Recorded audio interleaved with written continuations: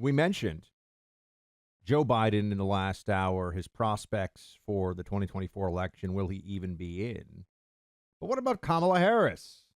Her name came up. I'm telling you, this is something we're not going to spend too much time on. I just wanted to run it by you here. Clay, whenever I see a Kamala Harris gaffe clip now, I have to stop and say, hold on a second. Is this a new one? Because we just had one. We just had one a few days ago. I can't even remember exactly what it was now. I think it was something about, culture, right? Yeah. Culture is like when there's the thing of culture where people are being cultural and are really focused on the creation of culture. Here is a Kamala Harris moment for you all on transportation. Professor Harris has some thoughts for you on transportation here. And I again want to thank the Secretary for your work. This issue of transportation is fundamentally about just making sure that people have the ability to get where they need to go. It's that basic. Yes, Clay. Transportation is about making sure people can get to the places they need to go. Now, there's a part of me that says, oh my gosh, this must mean the Democrats are in a panic because what happens if she has to ascend in one way or the other to the presidency? But, I've even heard this from some Democrats. She was a senator from California. The system propped her up. She's now the vice president of the United States.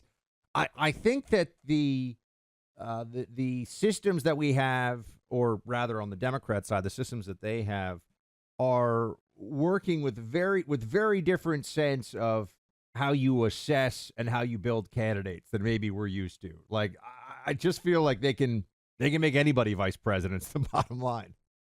Yeah, I think this is the problem with a uniparty system.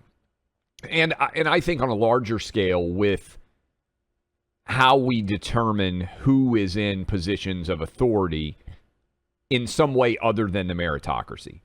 Because I can't imagine that there aren't hundreds of people listening to us in California right now who would be doing a better job as vice president than Kamala Harris. Of all different backgrounds, of all different individual talents, Kamala Harris is, to me, Buck, evidence of cosmetics mattering more than anything. I think they decided in the grand power brokers of the California Democrat Party, this is a good look for us to have a woman who is half black, half Indian, who is the right multi-ethnic mix to represent California now. And then they just pushed her through no matter what. And the thing I wonder on, because I haven't met her face to face, I do wonder, clearly for public events, Buck, she's a disaster. She's one of the worst communicators that has ever existed. But, sometimes people are really good one-on-one, and they're better one-on-one than they are in a room. And I wonder whether that's Kamala Harris, because I've never met her one-on-one. Maybe she is very likable and more personable on an individual level. You know what I'm talking about? Sometimes people project better in rooms speaking to 1,000 people than they do one-on-one speaking to one person. And the reverse can be true, too. A lot of people are very good in that, hey, personal interaction basis, but you put them up on the stage and they shrink, they get worse. Because I am boggled by how to explain Kamala Harris otherwise, because I don't even think she's talented, even if your criteria was, hey, we need a black woman who's half Indian. I think there are black women who are half Indian in California who are way more talented than she is, right? Even if all that mattered was the cosmetics, I don't even think she's talented in that limited group of people. I keep coming back to this, though.